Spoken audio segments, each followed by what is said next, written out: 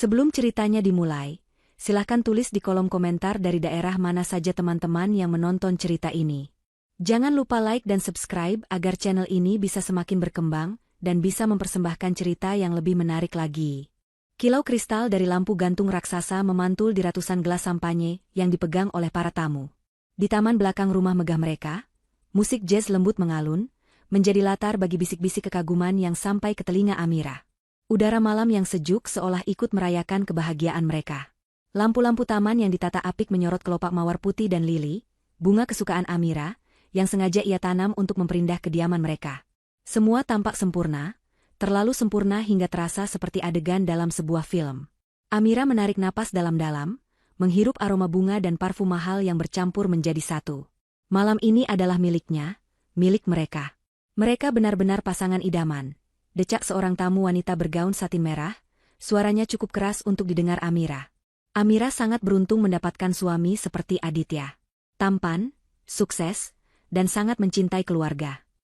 Amira tersenyum simpul mendengar pujian itu.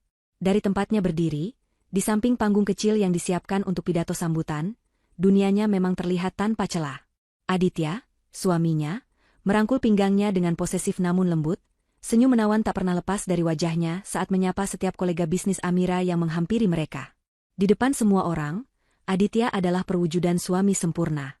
Ia selalu tahu apa yang harus dikatakan, bagaimana membuat orang lain merasa nyaman, dan yang terpenting, bagaimana membuat Amira merasa menjadi wanita satu-satunya di dunia.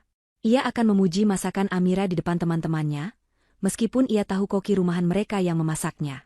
Ia akan menceritakan betapa cerdasnya Amira dalam rapat dewan direksi, seolah ia ada di sana, padahal Amira hanya menceritakannya sekilas sebelum tidur. Semua ini berkat kamu, sayang, bisik Aditya tepat di telinganya, napasnya yang hangat membuat bulu kuduk Amira meremang. Tanpa kamu, aku bukan siapa-siapa. Rumah ini, pesta ini, kebahagiaan ini, semua adalah kamu. Hati Amira menghangat seketika. Inilah Aditya yang ia kenal, pria yang membuatnya rela bekerja siang dan malam. Pria yang menjadi alasan di balik semua kerja kerasnya, membangun perusahaan dari nol. Ia ingat betul masa-masa sulit mereka di awal pernikahan, tinggal di kontrakan kecil dengan perabotan seadanya. Saat itu, Amira baru merintis bisnisnya, dan Aditya, yang bekerja sebagai manajer di sebuah perusahaan swasta, selalu menjadi penyemangatnya. Ia yang akan memijat kaki Amira yang pegal, setelah seharian berkeliling mencari klien. Ia yang akan membuatkan teh hangat saat Amira harus lembur hingga larut malam. Baginya, Aditya adalah batu fondasi tempat ia membangun istana mereka. Dan kini, setelah 10 tahun pernikahan, istana itu berdiri megah, dan malam ini adalah perayaan kemenangannya. Pandangannya berkeliling, mencari sosok yang familiar. Di sudut taman, di dekat meja hidangan penutup, ia melihat adiknya, Fiona.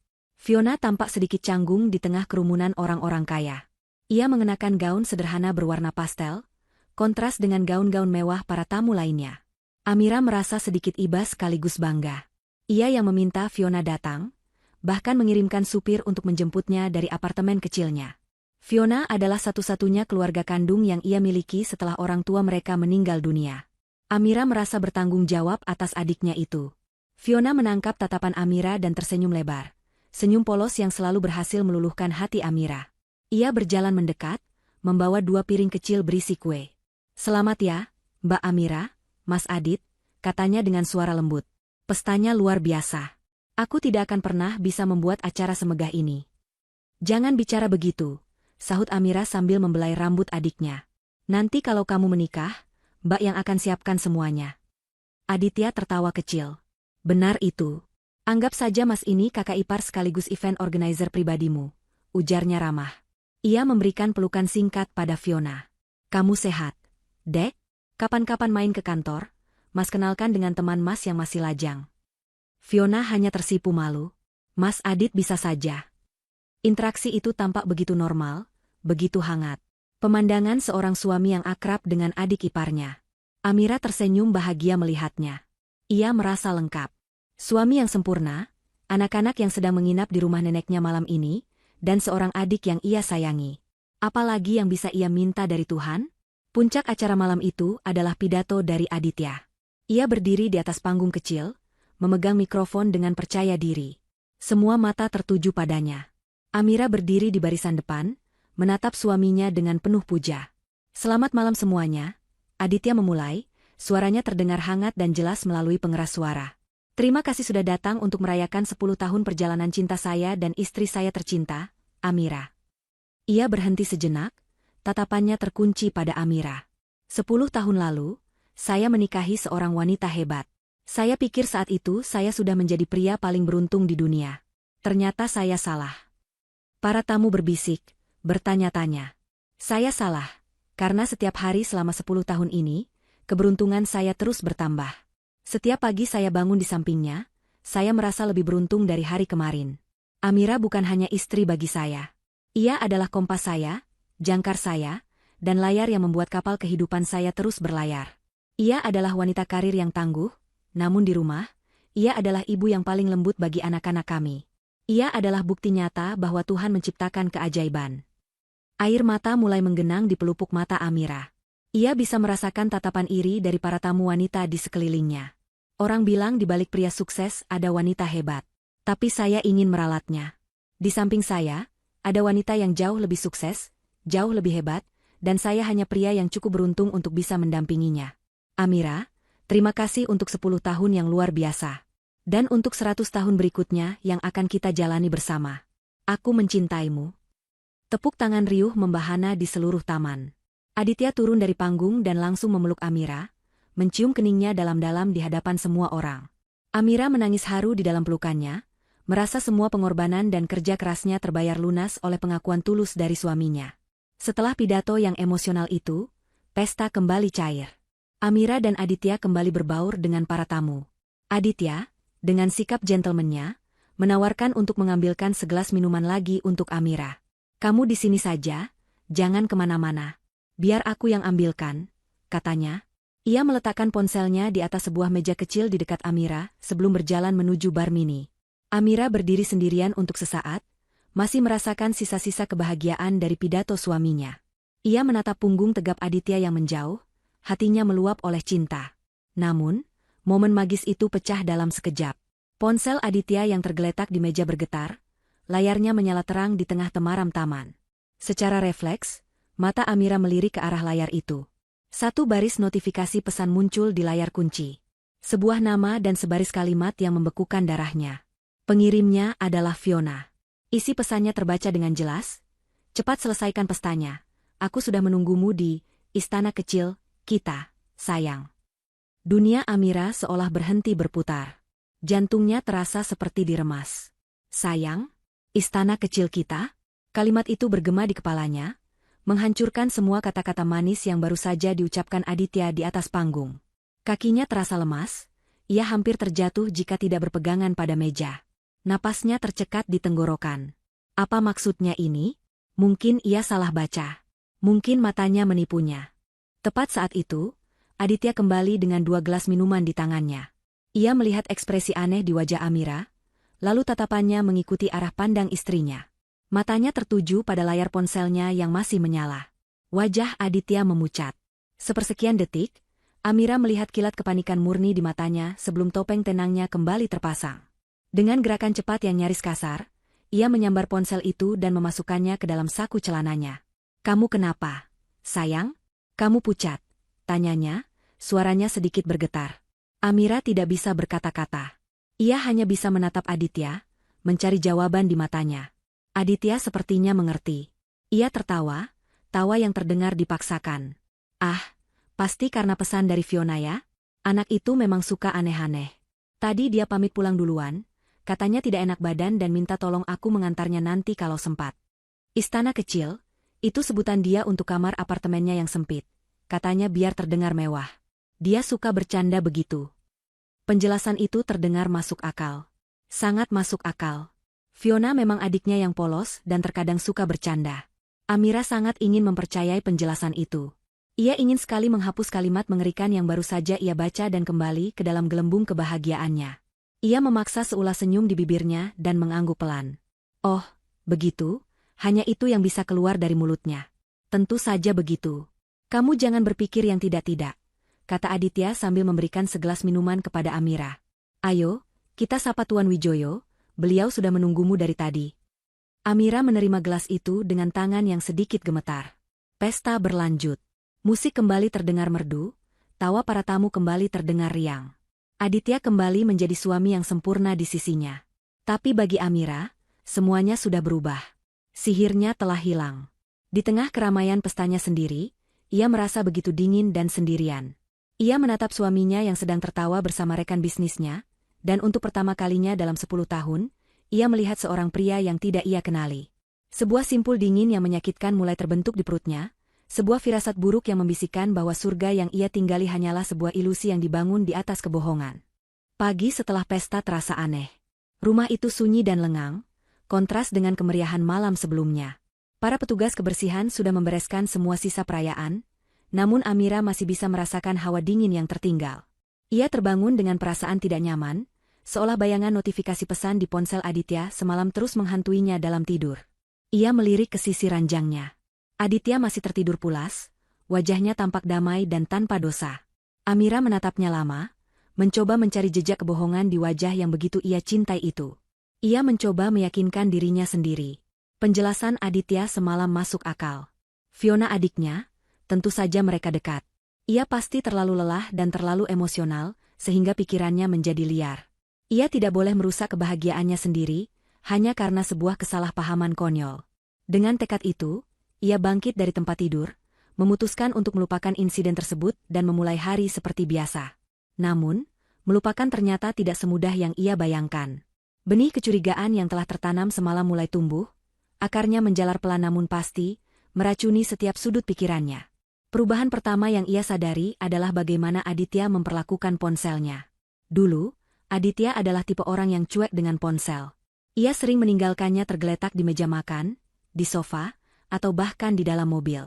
Amira tahu kata sandinya, dan Aditya pun tahu kata sandi ponsel Amira. Mereka tidak punya rahasia. Tapi sekarang, semua berubah. Ponsel itu seolah menjadi perpanjangan tangan Aditya. Benda itu selalu ada dalam genggamannya atau di dalam sakunya. Ia membawanya ke kamar mandi. Saat mereka makan bersama, ia meletakkan ponselnya dalam posisi terbalik di atas meja. Ketika Amira tidak sengaja berjalan di belakangnya saat ia sedang mengetik pesan, ia akan dengan cepat memiringkan layar ponselnya menjauh dari pandangan Amira. Suatu malam, saat mereka sedang menonton film di ruang keluarga, ponsel Aditya terus bergetar. Amira, yang duduk di sebelahnya, bisa melihat layar yang menyala-nyala dari sudut matanya. "Siapa yang mengirim pesan malam-malam begini?" tanya Amira, mencoba terdengar sesantai mungkin. "Bukan siapa-siapa," jawab Aditya tanpa mengalihkan pandangan dari televisi. "Cuma grup kantor. Biasa, membahas pekerjaan yang tidak ada habisnya. Tidak penting." Jawaban itu terasa terlalu cepat, terlalu defensif.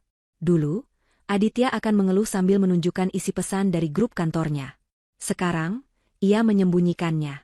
Amira hanya bisa mengangguk. Sementara di dalam hatinya, simpul dingin itu semakin mengencang. Kecurigaan itu mendorong Amira untuk melakukan sesuatu yang belum pernah ia lakukan sebelumnya. Memeriksa laporan keuangan mereka dengan teliti. Sebagai sumber penghasilan utama keluarga, Amira memberikan Aditya beberapa kartu kredit tambahan atas namanya untuk keperluan sehari-hari dan bisnis. Ia tidak pernah membatasi pengeluarannya, karena ia percaya sepenuhnya pada suaminya.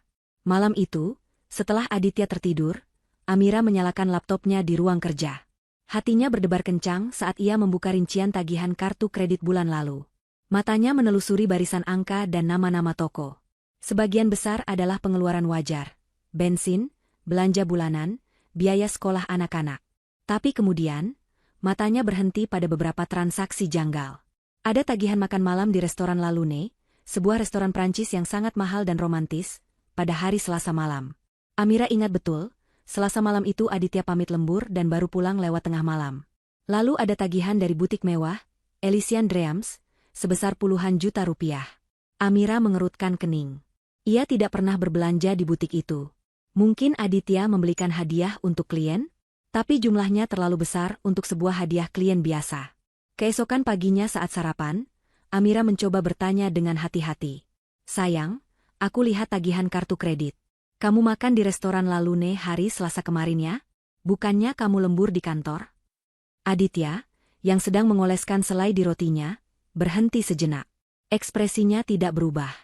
"Oh, itu. Aku harus mentraktir klien penting dari Jepang, sayang. Mereka yang memilih tempatnya. Aku lupa cerita. Maaf ya, kemarin pikiranku pusing sekali karena pekerjaan. Proyek baru itu benar-benar menyita waktu. Jawabnya dengan lancar. Sangat lancar, seolah ia sudah menyiapkan jawaban itu. Lalu, ada pembelian di butik Elysian Dreams? Kamu beli apa di sana? Tanya Amira lagi, menguji. Ah, itu juga untuk istri klien dari Jepang itu. Sebagai tanda terima kasih sudah menyetujui proyek kita. Kamu tahu kan betapa pentingnya menjaga hubungan baik dengan mereka, katanya sambil tersenyum. Ia menatap Amira dengan tatapan penuh cinta. Kenapa tiba-tiba kamu jadi akuntan pribadiku? HM?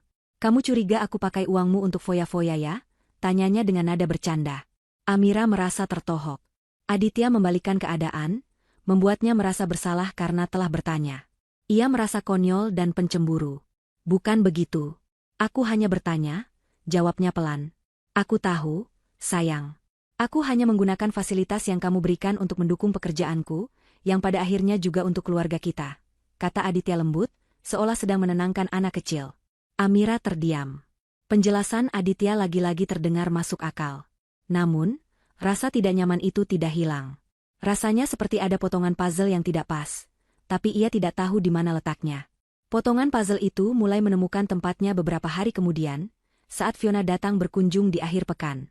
Fiona tampak lebih ceria dari biasanya. Ia mengenakan blus sutra baru dan menenteng sebuah tas tangan kulit berwarna krem yang tampak sangat mahal. Mata Amira yang terlatih langsung mengenali merek tas itu. Itu adalah salah satu koleksi terbaru dari butik Elysian Dreams. Tas kamu baru, Dek? Cantik sekali, puji Amira, sementara jantungnya mulai berdetak lebih cepat. Fiona tersenyum bangga sambil mengelus tasnya. Iya, Mbak. Ini aku dapat bonus besar dari kantor bulan lalu. Jadi aku pikir, tidak ada salahnya sekali-sekali memanjakan diri sendiri. Hei, mumpung dapat rezeki. Bonus besar? Seingat Amira, Fiona bekerja sebagai staf administrasi biasa di sebuah perusahaan kecil. Bonus sebesar harga tas itu rasanya tidak mungkin. Amira ingin sekali bertanya lebih lanjut, tapi ia menahan diri. Ia tidak mau merusak suasana dan dituduh iri pada adiknya sendiri. Rasa penasarannya yang tak terbendung membuat Amira melakukan hal lain yang biasanya ia hindari. Menguntit media sosial adiknya. Ia membuka profil Fiona dan menggulirinya perlahan. Apa yang ia lihat membuatnya semakin mual. Ada banyak foto Fiona di tempat-tempat mahal yang tidak sesuai dengan gaya hidupnya. Foto minum kopi di Hotel Bintang 5, foto makan siang di kafe-kafe trendy, dan foto dirinya mengenakan pakaian-pakaian baru yang harganya pasti tidak murah. Lalu, matanya terpaku pada sebuah foto yang diunggah sekitar 3 minggu lalu. Itu adalah foto sepiring makanan penutup yang ditata dengan indah. Lokasinya ditandai, Restoran La Lune. Jantung Amira serasa berhenti berdetak. Restoran yang sama dengan yang ada di tagihan kartu kredit Aditya. Restoran tempat Aditya mengaku mentraktir klien dari Jepang. Di keterangan fotonya, Fiona menulis, makan malam terbaik dalam hidupku. Terima kasih untuk kejutannya. Semua potongan puzzle itu kini menyatu dengan cepat, membentuk sebuah gambaran mengerikan di kepala Amira. Pesan di ponsel Aditya.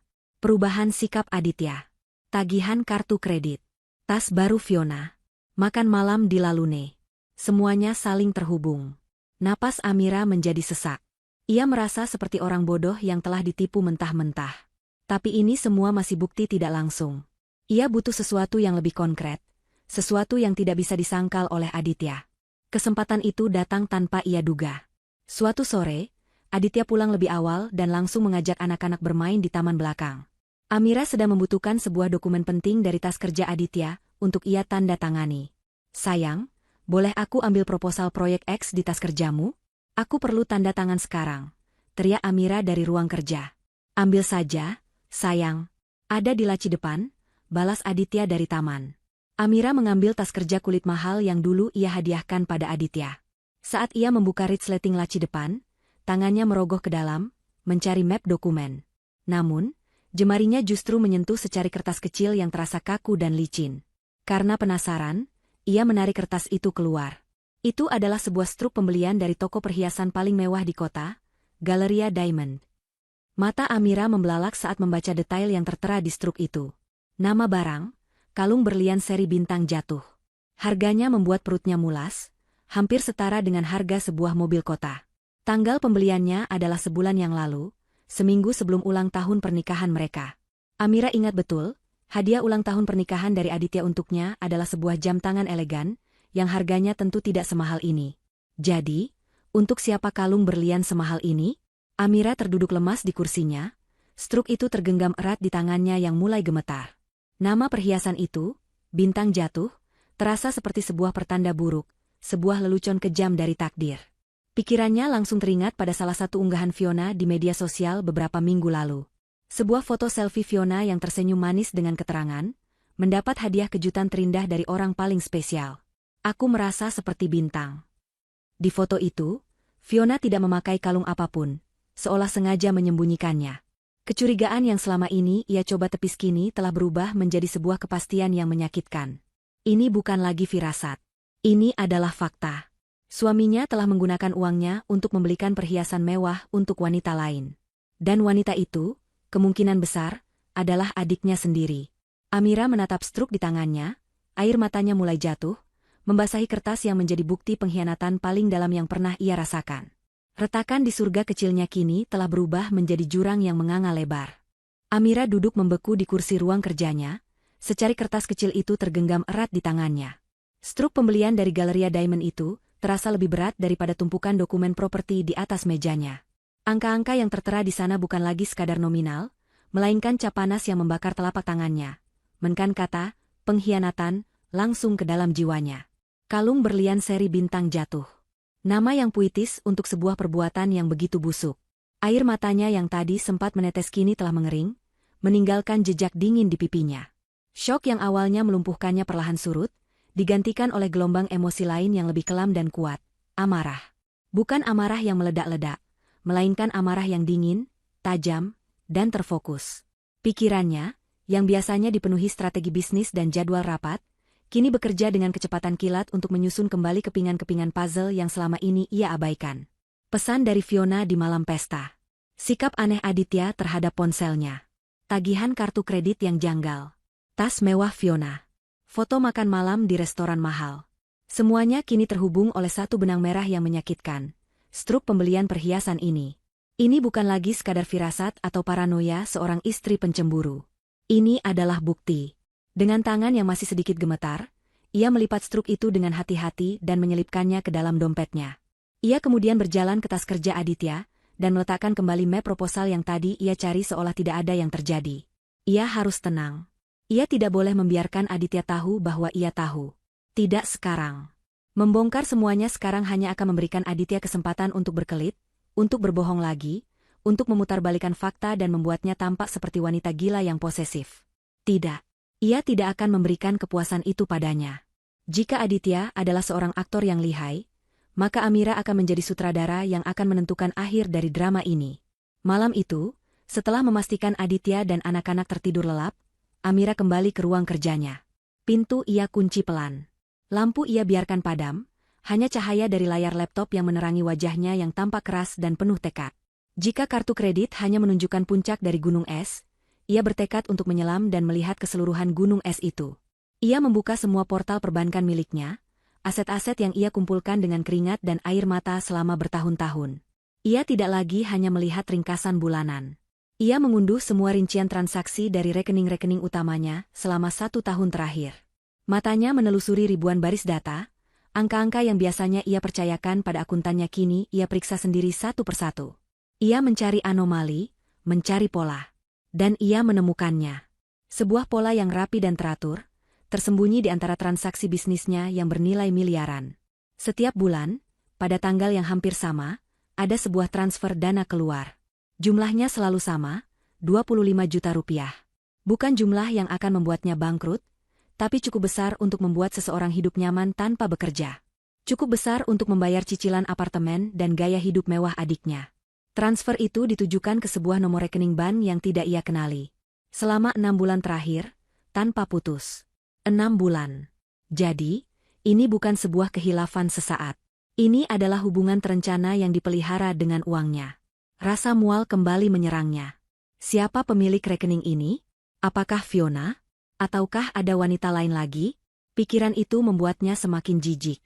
Ia mencoba melacak nama pemilik rekening itu melalui sistem perbankan online, namun informasi itu dilindungi privasi. Ia menemui jalan buntu. Tapi Amira bukanlah wanita yang mudah menyerah.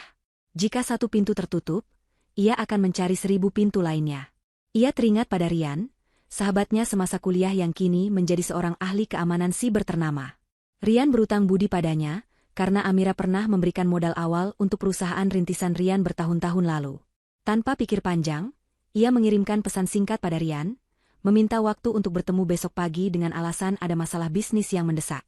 Keesokan harinya, mereka bertemu di sebuah kafe kecil yang sepi di pinggiran kota, jauh dari tempat mereka biasa berkumpul. Amira datang dengan menyamar, mengenakan kacamata hitam besar dan topi. Ia harus berhati-hati. Tumben sekali kamu mengajak bertemu di tempat seperti ini, Mir, sapa Rian, sedikit heran dengan penampilan Amira. Dan kamu bilang ini masalah bisnis? Sepertinya serius sekali. Amira tidak membuang waktu. Ini sangat serius, Rian. Dan aku butuh bantuanmu. Aku butuh kamu melacak pemilik nomor rekening ini, kata Amira sambil menyodorkan secari kertas berisi nomor rekening misterius itu. Aku perlu tahu nama dan semua data yang terhubung dengan rekening ini. Rian menatap nomor rekening itu, lalu menatap wajah Amira yang tegang. Mir, ini rekening personal. Melacak data seperti ini tanpa surat perintah resmi itu ilegal. Ini masalah apa sebenarnya? Apa ini ada hubungannya dengan penggelapan dana di perusahaanmu? Amira menarik napas dalam. Ia tidak bisa menceritakan semuanya, tidak sekarang.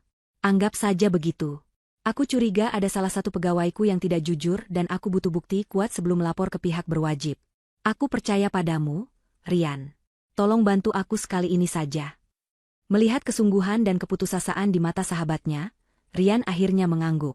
Baiklah. Beri aku waktu 1 hari. Aku akan menghubungimu segera setelah aku mendapatkan informasinya.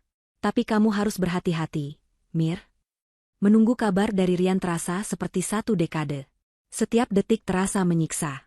Di rumah, ia harus memasang wajah bahagia.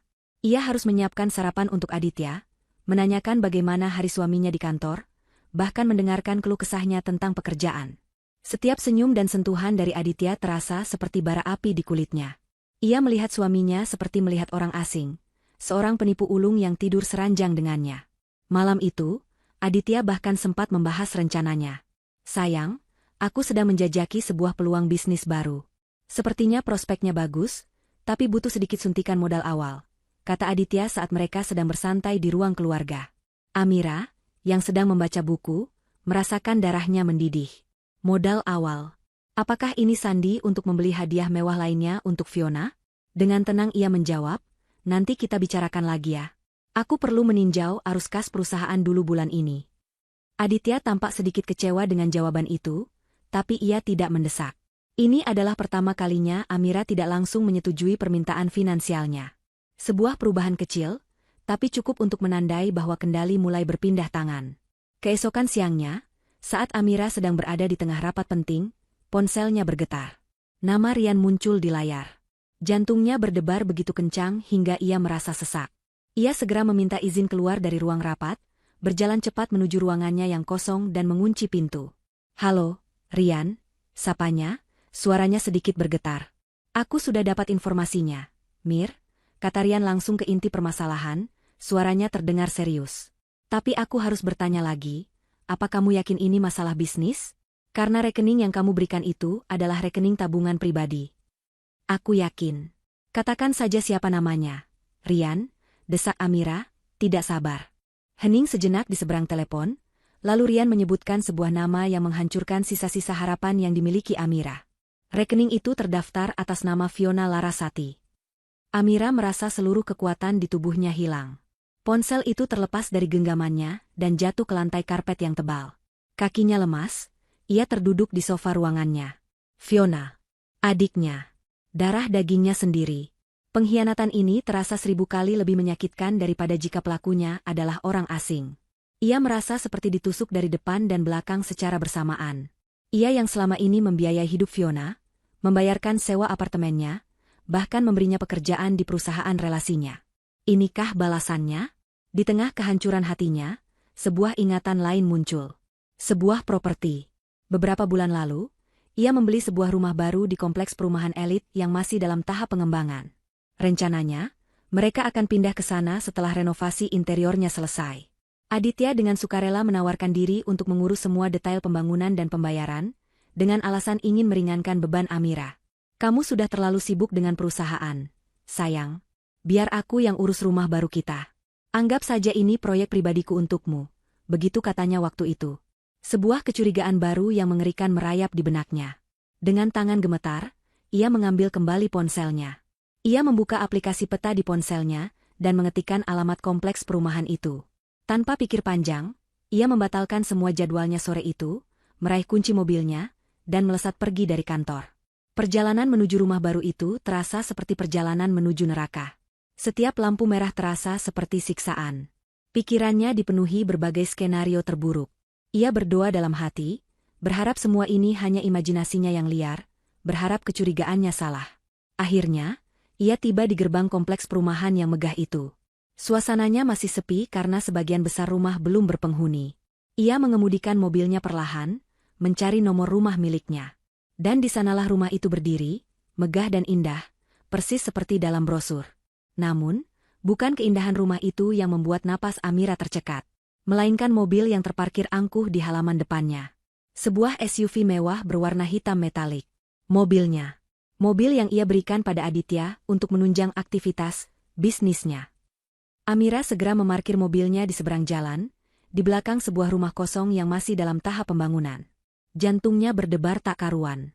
Ia harus melihatnya dengan mata kepalanya sendiri. Ia harus mendapatkan bukti yang tak terbantahkan. Ia menunggu. 5 menit. 10 menit. 15 menit yang terasa seperti selamanya. Tepat saat ia hampir menyerah, pintu depan rumah itu terbuka. Sosok Aditya muncul, ia tampak tertawa lepas. Wajahnya berseri-seri bahagia. Kebahagiaan yang jarang Amira lihat akhir-akhir ini. Kemudian, sosok kedua muncul dari belakangnya. Fiona. Adiknya itu melingkarkan tangannya di lengan Aditya dengan begitu mesra dan manja. Mereka berjalan menuju mobil. Tepat di depan pintu mobil, Fiona berjinjit, menarik wajah Aditya ke bawah, dan mencium bibirnya. Bukan ciuman singkat, melainkan sebuah ciuman yang dalam, penuh gairah, dan posesif. Ciuman seorang wanita pada kekasihnya.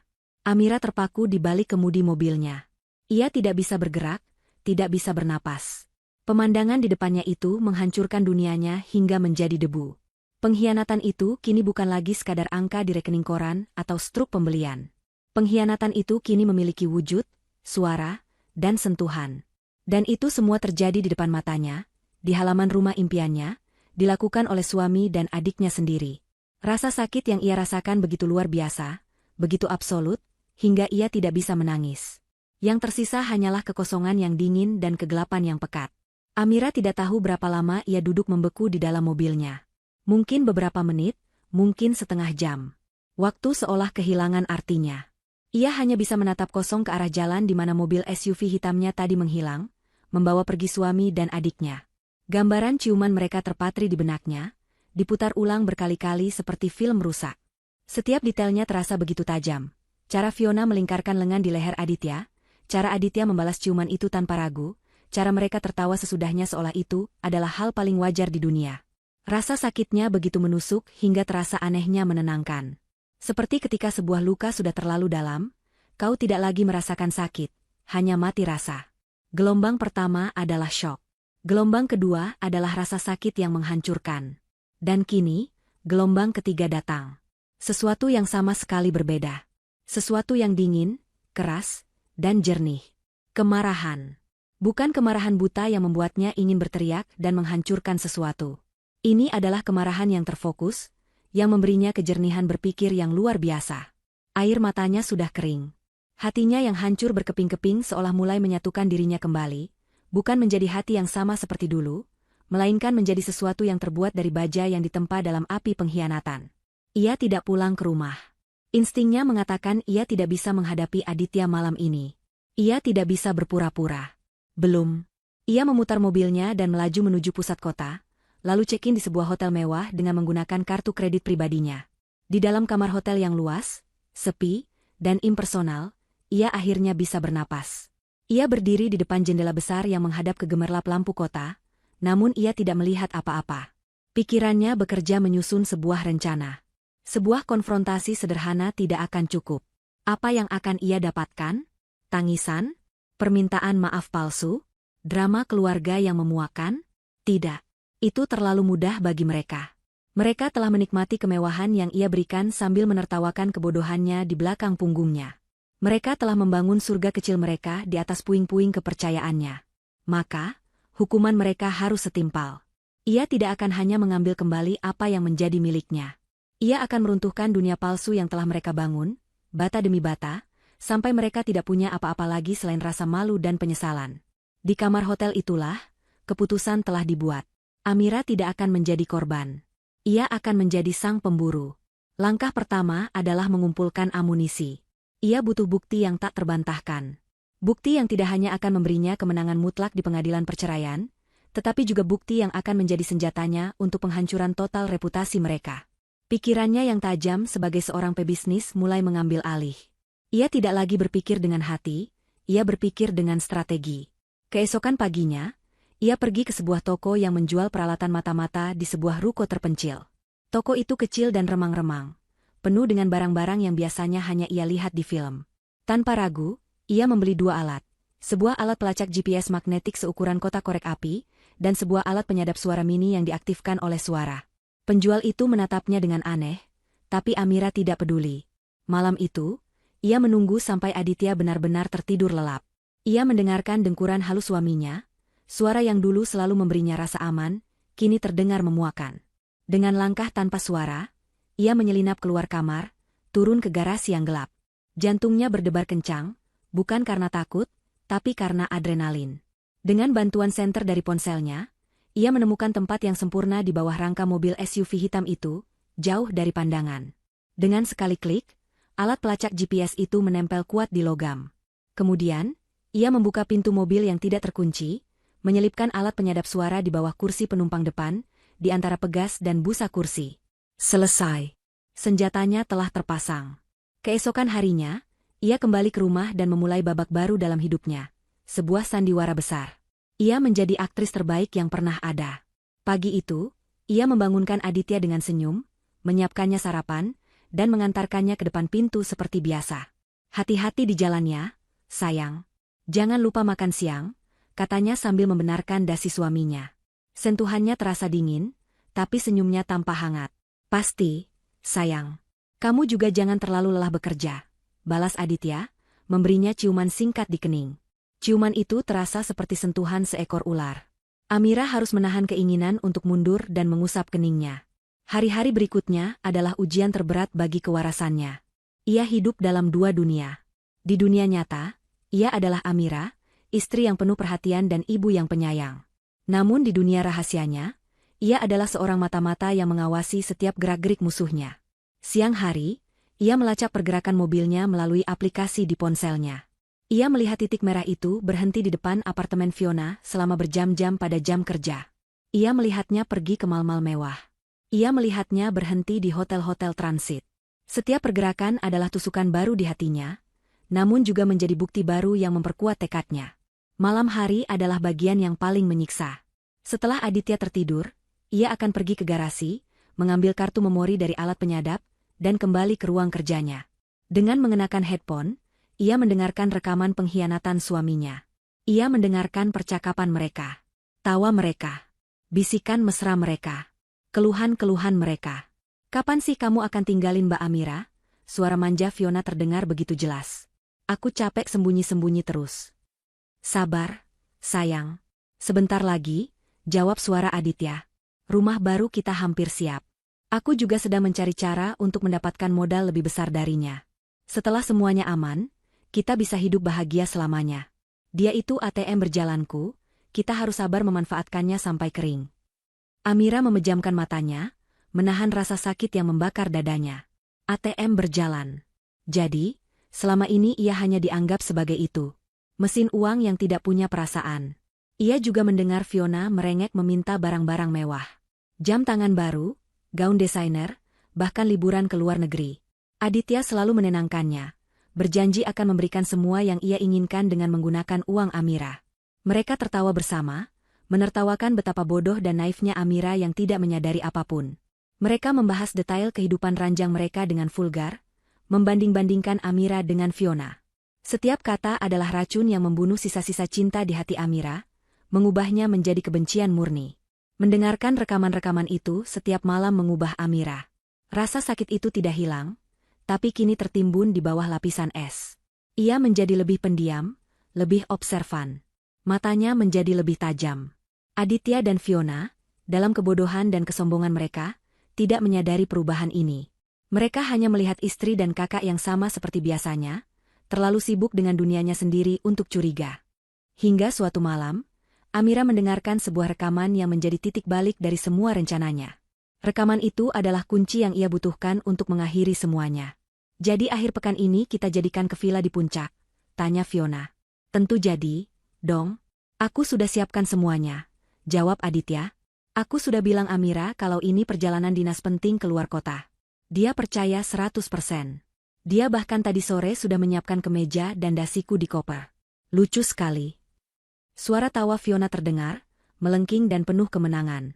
"Kakakku memang bodoh. Terlalu sibuk mencari uang sampai tidak sadar suaminya kuambil. Nanti di sana kita bisa bulan madu sepuasnya ya, sayang. Aku mau kita coba kolam renang pribadinya."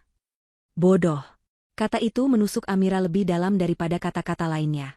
Dipanggil bodoh oleh adiknya sendiri, yang hidup dari uangnya, sambil merencanakan liburan romantis dengan suaminya. Cukup sudah. Kesabarannya telah habis. Ini adalah momen yang ia tunggu-tunggu.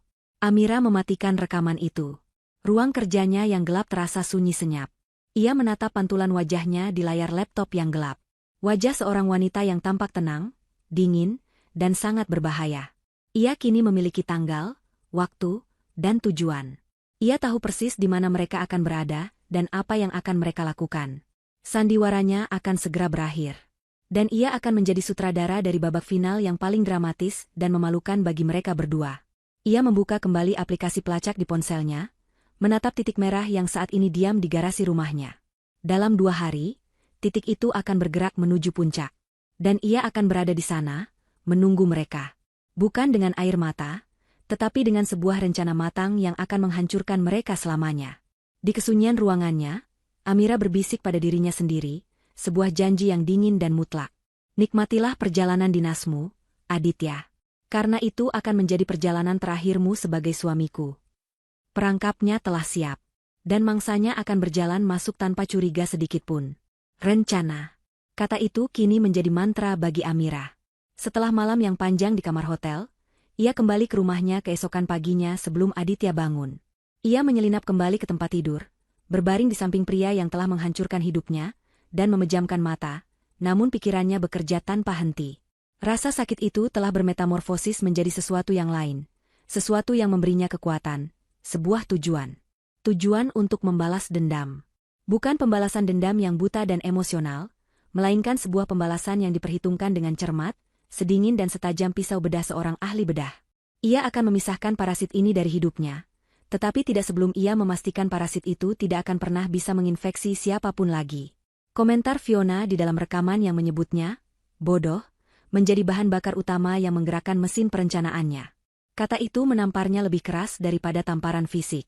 Selama ini ia bekerja keras, mengorbankan waktu dan tenaga untuk memberikan kehidupan yang nyaman bagi suami dan adiknya, dan balasan yang ia terima adalah cap bodoh dari mereka. Baiklah. Ia akan menunjukkan pada mereka betapa bodohnya ia sebenarnya. Langkah pertamanya adalah membangun tim perang. Sendirian, ia mungkin akan goyah oleh emosi. Ia butuh orang-orang yang bisa berpikir jernih dan loyal padanya. Pilihan pertamanya jatuh pada seorang pengacara. Bukan sembarang pengacara, melainkan yang terbaik di kota itu, seorang wanita bernama Sofia Kurniawan. Sofia memiliki reputasi sebagai pengacara perceraian yang paling ditakuti, terkenal karena strateginya yang agresif dan tidak pernah kalah dalam memperjuangkan hak kliennya. Amira mengatur pertemuan rahasia di kantor Sofia yang megah. Ia datang sendirian, membawa sebuah tas berisi bukti-bukti awal yang telah ia kumpulkan. Laporan rekening koran yang menunjukkan transfer rutin ke rekening Fiona, salinan tagihan kartu kredit dengan pembelian-pembelian janggal, dan struk pembelian kalung berlian yang ia simpan seperti jimat. Ia duduk di hadapan Sofia, seorang wanita parubaya dengan tatapan mata yang tajam dan penampilan yang sempurna. "Saya ingin mengajukan gugatan cerai," kata Amira, suaranya tenang dan mantap, tanpa sedikit pun getaran. "Saya ingin hak asuh penuh atas kedua anak saya." Dan saya ingin mengambil kembali setiap sen dari aset saya yang telah disalahgunakan oleh suami saya. Sofia mendengarkan dengan saksama saat Amira menceritakan kronologi pengkhianatan itu. Amira menyajikannya bukan seperti seorang istri yang patah hati, melainkan seperti seorang CEO yang memaparkan kasus penipuan di perusahaannya. Ia menyajikan fakta, data, dan bukti, tanpa tangisan atau drama. Sofia tampak sangat terkesan. Ini adalah salah satu kasus paling jelas yang pernah saya tangani, Bu Amira, kata Sofia setelah selesai memeriksa dokumen-dokumen itu. Suami Anda tidak hanya melakukan perzinahan, tapi juga penipuan dan penggelapan dana pribadi Anda. Dengan bukti ini saja, kita sudah bisa menang. Tapi sepertinya, Anda tidak hanya menginginkan kemenangan di pengadilan. Amira menatap mata Sofia. Saya ingin keadilan. Keadilan yang setimpal. Sofia tersenyum tipis, senyum yang menunjukkan bahwa ia mengerti sepenuhnya. Saya mengerti. Saya akan siapkan semua dokumen yang diperlukan. Surat gugatan cerai, tuntutan ganti rugi, permohonan pembekuan aset bersama. Semuanya akan siap. Anda hanya perlu memberi saya aba-aba kapan harus melepaskan serangan ini. Amira merasa sedikit lebih ringan setelah pertemuan itu. Ia kini punya senjata legal di pihaknya. Tapi ia juga butuh dukungan moral dan praktis. Ia butuh seorang sahabat. Malam itu, ia mengundang Sarah, sahabatnya sejak zaman kuliah, untuk datang ke rumahnya setelah Aditya dan anak-anak tidur. Sarah adalah kebalikannya, seorang wanita yang ekspresif, ceplas-ceplos, dan sangat setia kawan. Di ruang kerja yang sunyi itu, untuk pertama kalinya, Amira membiarkan pertahanannya runtuh. Ia menceritakan semuanya pada Sarah, dari notifikasi pesan di malam pesta, hingga rekaman suara yang ia dengarkan setiap malam. Ia memperlihatkan semua bukti yang ia miliki. Sarah mendengarkan dengan mulut ternganga, matanya membelalak tak percaya. Kemarahan terpancar jelas di wajahnya, kemarahan yang begitu besar untuk sahabatnya. Kurang ajar. Mereka berdua benar-benar iblis. Desis Sarah, tangannya terkepal. Aditya si benalu dan Fiona si ular tidak tahu diri. Setelah semua yang kamu berikan untuk mereka, Mir, aku tidak percaya ini. Sarah memeluk Amira erat. Lalu apa rencanamu? Kamu akan mengusir mereka sekarang juga? Aku akan bantu kamu mengemasi barang-barang bajingan itu ke dalam kantong sampah. Amira menggelengkan kepalanya. Tidak. Itu terlalu mudah, Sar. Mereka akan pergi begitu saja dan memulai hidup baru di tempat lain. Aku punya rencana lain. Amira kemudian menceritakan rencananya. Tentang liburan akhir pekan mereka ke villa di puncak. Tentang niatnya untuk menghadang mereka. Sarah, yang bekerja di bidang pemasaran digital dan sangat paham kekuatan media sosial, matanya berbinar. Mir, ini brilian. Tapi jangan hanya menghadang mereka. Kita harus membuatnya menjadi tontonan. Jangan biarkan mereka bersembunyi di balik perbuatan busuk mereka. Biar semua orang tahu siapa mereka sebenarnya. Biar wajah mereka terpampang di mana-mana. Biar mereka tidak punya tempat untuk bersembunyi. Ide itu, yang awalnya terasa ekstrim, kini terdengar sangat masuk akal bagi Amira. Rasa malu. Itu adalah hukuman tambahan yang sempurna. Rasa malu di depan umum adalah sesuatu yang tidak akan pernah bisa mereka hapus. Kamu mau membantuku? Tanya Amira. Membantumu? Mir, aku akan berada di barisan paling depan. Aku yang akan memegang kameranya. Aku akan pastikan siaran langsung kita ditonton oleh ribuan orang. Jawab Sarah dengan semangat membara. Rencana pembalasan itu kini telah lengkap. Langkah selanjutnya adalah mempersiapkan logistiknya. Amira adalah seorang perencana yang ulung. Ia tidak akan membiarkan ada satu detail pun yang terlewat. Ia menghubungi manajer bank pribadinya, memberikan instruksi rahasia. Dengan satu pesan teks darinya yang berisi sebuah kode tertentu, pihak bank akan segera memblokir semua kartu kredit tambahan atas nama Aditya dan membekukan rekening bersama mereka. Ia telah menyiapkan sebuah tombol pemutus keuangan. Ia juga menelepon kepala keamanan di perusahaannya, seorang mantan perwira militer yang sangat ia percayai. Ia memesan sebuah tim untuk datang ke rumahnya pada hari Jumat sore, untuk mengganti semua kunci dan sistem keamanan rumah. Ia memastikan Aditya tidak akan bisa masuk lagi ke istana yang ia pikir miliknya. 2 hari terakhir sebelum hari Jumat adalah bagian tersulit dari sandiwaranya. Ia harus bersikap lebih manis dan lebih perhatian dari biasanya, untuk memastikan Aditya tidak curiga sedikitpun. Kamis malam, ia bahkan membantu Aditya mengemasi barang-barangnya untuk perjalanan dinas. Ia melipat kemeja-kemeja mahal yang ia belikan, menatanya dengan rapi di dalam koper. Ia menyiapkan parfum favorit Aditya, jam tangan, dan semua keperluannya. Saat ia melakukan itu, ia membayangkan sedang mempersiapkan suaminya untuk pergi ke tiang gantungan. Tidak ada kesedihan di hatinya, hanya kepuasan yang dingin. "Kamu baik sekali, sayang. Sampai repot-repot menyiapkannya," kata Aditya, mencium pipi Amira. "Tentu saja. Aku ingin kamu tampil baik di depan klien pentingmu," jawab Amira dengan senyum manis yang tidak mencapai matanya. Telepon dari Fiona beberapa jam sebelumnya menjadi puncak dari sandiwara itu. Adiknya menelepon dengan suara riang. "Mbak, besok Mas Adit jadi berangkat ya? Nanti aku mau titip oleh-oleh dari kota dinasnya, boleh ya?" Amira harus menahan napas sejenak untuk mengendalikan amarahnya. "Tentu saja boleh, Dek. Nanti Mbak sampaikan ke Mas Adit. Kamu jaga diri baik-baik ya." Kalimat itu memiliki makna ganda yang hanya ia sendiri yang tahu. Jumat pagi akhirnya tiba. Hari penghakiman.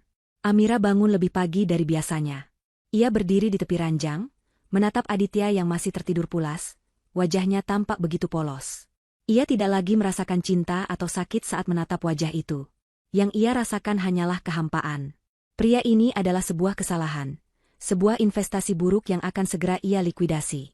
Ia berjalan ke jendelanya, menatap fajar yang mulai menyingsing. Semuanya sudah siap. Pengacaranya sudah menerima salinan semua bukti tambahan dari rekaman suara dan data GPS, siap untuk bergerak. Bankirnya menunggu kode darinya. Tim keamanan sudah dalam posisi siaga. Dan Sarah, sahabatnya, sudah mengirimkan pesan bahwa ia siap kapan saja. Mobil sedan sport milik Amira, yang jarang ia pakai, sudah terisi penuh bahan bakar di garasi. Ia kembali ke kamarnya, menyiapkan pakaian untuk dirinya sendiri. Bukan gaun, bukan pakaian kerja. Ia memilih celana panjang yang nyaman, atasan sederhana, dan jaket kulit. Pakaian untuk berperang. Setelah semuanya siap, ia duduk di meja riasnya, menatap pantulan dirinya di cermin. Wanita yang balas menatapnya bukanlah lagi Amira yang naif dan penuh cinta. Wanita itu adalah seorang ratu yang kerajaannya telah dikhianati, dan kini ia siap untuk mengambil kembali tahtanya dengan cara apapun. Ia mengambil ponselnya dan mengirimkan sebuah pesan singkat kepada Sarah. "Kita berangkat 1 jam setelah dia jalan. Siap-siap. Perburuan akan segera dimulai." Aditya melangkah keluar dari pintu depan dengan senyum cerah di wajahnya, menyeret koper yang telah disiapkan dengan rapi oleh Amira. Jumat pagi itu terasa begitu sempurna baginya. Ia akan menghabiskan akhir pekan romantis bersama kekasih mudanya di sebuah villa mewah, dan semua itu dibiayai oleh istrinya yang tidak menaruh curiga sedikitpun. Hidup terasa begitu mudah dan menyenangkan. Amira berdiri di ambang pintu, memainkan perannya untuk terakhir kali. Anak-anak mereka, yang baru saja selesai sarapan, berlari untuk memeluk ayah mereka. "Ayah pergi kerja dulu ya, jagoan. Jangan nakal, nurut sama bunda," kata Aditya sambil mencium kedua pipi anaknya bergantian. Kemudian ia beralih ke Amira, memberinya ciuman singkat di bibir. "Aku berangkat ya, sayang. Mungkin sinyal di sana agak susah, jadi jangan khawatir kalau aku jarang balas pesan." "Iya, tidak apa-apa. Hati-hati di jalan, Mas." "Sukses ya pertemuannya," jawab Amira, suaranya terdengar begitu tulus hingga ia sendiri nyaris terkesan dengan kemampuan aktingnya. Ia terus memasang senyum di wajahnya, melambaikan tangan saat mobil SUV hitam itu meluncur mulus keluar dari gerbang. Namun, begitu mobil itu hilang dari pandangan, senyumnya lenyap seketika. Wajahnya mengeras, matanya berkilat tajam. Ia berbalik, masuk ke dalam rumah, dan memberikan instruksi kepada asisten rumah tangganya untuk menjaga anak-anak. Kemudian, ia berjalan ke garasi dengan langkah mantap. Di sana, mobil sedan sportnya sudah menunggu, berkilauan di bawah cahaya lampu. Di kursi penumpang, Sarah sudah duduk dengan wajah tegang, ponsel di tangannya. "Dia sudah jalan," kata Amira singkat sambil menyalakan mesin mobil. Suara deru mesin yang bertenaga seolah mewakili amarah yang bergemuruh di dalam dadanya. "GPS aktif. Aku sudah lacak lokasinya," lapor Sarah, matanya terpaku pada layar ponselnya. Dia menuju gerbang tol. Mereka menunggu sekitar 30 menit, memberikan Aditya cukup waktu untuk berada jauh di depan. Ini bukan pengejaran membabi buta. Ini adalah perburuan yang sabar dan terencana. Setelah Amira memastikan anak-anaknya tenang dan sibuk bermain, ia dan Sarah pun berangkat. Amira mengemudikan mobilnya dengan ketenangan yang menakutkan. Tangannya mencengkeram setir dengan kuat, tapi gerakannya halus dan terkendali. Ia tidak mengebut, hanya menjaga kecepatan konstan, matanya fokus ke jalanan di depan sementara pikirannya memproses ribuan hal. Kamu yakin 100% mau melakukan ini, Mir? Tanya Sarah pelan, memecah kesunyian di antara mereka. Setelah ini, tidak ada lagi jalan untuk kembali. Amira melirik sahabatnya sekilas, tatapannya begitu tajam dan jernih. Aku tidak mau kembali, Sar. Jalan di belakangku sudah terbakar habis. Satu-satunya jalan bagiku adalah maju dan melewati mereka. Sarah mengangguk. Mengerti. Ia mengaktifkan koneksi Bluetooth di mobil, menyambungkannya dengan ponselnya. Aku akan putar rekaman langsung dari penyadap suara di mobilnya, kata Sarah. Biar kita tahu persis apa yang mereka bicarakan. Biar kamu semakin yakin. Tiba-tiba, kabin mobil yang senyap itu terisi oleh suara. Suara musik romantis yang lembut, diselingi oleh tawa manja Fiona dan suara berat Aditya. Kamu sukakan lagunya? Sengaja aku siapkan playlist khusus untuk perjalanan kita. Terdengar suara Aditya. Suka banget, sayang. Aku tidak sabar mau cepat sampai di villa. Pasti indah sekali di sana, sahut Fiona. Aku merasa seperti seorang putri yang mau diboyong ke istana. Kamu memang putriku. Sebentar lagi, bukan hanya villa, tapi rumah baru kita yang akan jadi istanamu. Selamanya, janji Aditya. Mendengar suara mereka yang begitu bahagia dan tanpa beban, merencanakan masa depan mereka di atas penderitaannya, menghapus sisa-sisa keraguan terakhir dari hati Amira. Cengkeramannya pada setir semakin erat, hingga buku-buku jarinya memutih. Ini adalah konfirmasi yang ia butuhkan. Mereka tidak pantas mendapatkan belas kasihan. 1 jam kemudian, mereka sudah berada di jalan tol yang panjang dan ramai, jalan yang mengarah ke kawasan puncak. Di kejauhan, Sarah menunjuk ke depan. Itu dia. Aku lihat mobilnya. SUV hitam, sekitar 1 kilometer di depan kita. Amira menyipitkan matanya. Benar. Titik hitam di kejauhan itu adalah mobilnya, membawa 2 pengkhianat itu menuju surga palsu mereka. Amira tidak menambah kecepatan. Ia hanya membuntuti dari jarak aman, seperti seekor pemangsa yang mengintai mangsanya, menunggu saat yang tepat untuk menerkam. Ia sudah tahu di mana ia akan melakukannya. Ada sebuah ruas jalan lurus beberapa kilometer di depan, di mana jalan tol sedikit menanjak dan seringkali membuat lalu lintas sedikit melambat. Tempat itu cukup ramai untuk memiliki banyak saksi, namun juga memiliki bahu jalan yang cukup lebar untuk sebuah drama. Siapkan ponselmu, Sar. Siapkan siaran langsungnya. 5 menit lagi, perintah Amira, suaranya dingin dan tanpa emosi. Sarah mengangguk, wajahnya pucat karena tegang. Ia membuka aplikasi media sosialnya, mengetikkan judul yang provokatif untuk siaran langsungnya, eksklusif, istri sah gerbek suami dan pelakor adiknya sendiri di jalan tol. Ia tahu, judul itu akan menarik perhatian banyak orang. Saat mereka mendekati lokasi yang telah ia pilih, Amira menarik napas dalam-dalam. Inilah saatnya. Sekarang, Sar, desisnya. Sarah menekan tombol, mulai siaran langsung. Ia mengarahkan kamera ponselnya ke depan, merekam jalanan dan mobil SUV hitam yang kini semakin dekat. Amira menginjak pedal gas hingga ke lantai. Mesin mobil sport itu meraung ganas. Dalam hitungan detik, mobil itu melesat maju, menyalip beberapa mobil di lajur kiri dengan gerakan yang cepat dan presisi. Aditya, yang mungkin sedang asyik berbincang dengan Fiona, pasti terkejut melihat sebuah sedan sport berwarna perak tiba-tiba muncul di kaca spionnya, mendekat dengan kecepatan tinggi. Tepat saat mobil Amira berada sejajar dengan sisi kanan SUV itu, ia melakukan manuver yang paling berani. Ia membanting setir ke kiri, memotong jalur mobil Aditya dengan jarak hanya beberapa senti, lalu menginjak rem dengan sekuat tenaga. Suara decitan ban yang mengerikan memekakkan telinga. Mobil SUV hitam itu, yang terkejut dengan manuver mendadak, ikut mengerem habis-habisan untuk menghindari tabrakan. Bagian belakang mobil itu sedikit oleng sebelum akhirnya berhenti total, hanya berjarak 1 meter dari bemper mobil Amira. Di belakang mereka, klakson dari mobil-mobil lain bersahutan dengan marah. Lalu lintas di lajur itu langsung terhenti, menciptakan kekacauan dan menarik perhatian semua orang. Aditya, wajahnya merah padam karena marah dan syok, langsung membuka pintu mobilnya dengan kasar. Ia berpikir ini adalah ulah pengemudi gila yang mencari masalah.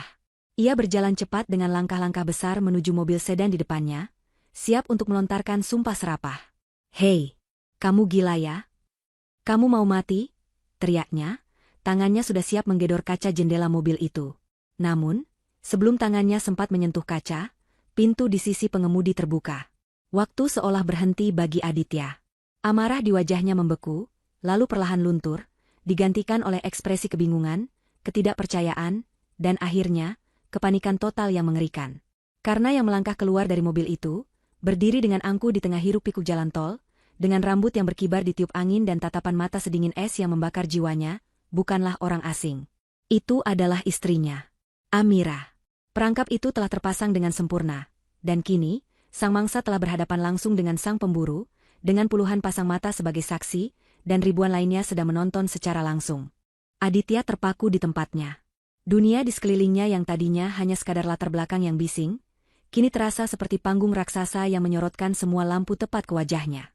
Suara klakson mobil, teriakan orang, dan deru angin di jalan tol seolah menjadi musik pengiring untuk adegan paling memalukan dalam hidupnya. Di hadapannya berdiri Amira, istrinya. Tapi wanita ini bukan Amira yang ia kenal. Ini bukan Amira yang lembut, yang selalu menatapnya dengan penuh cinta. Wanita ini memiliki tatapan mata seekor elang yang siap mencabik mangsanya.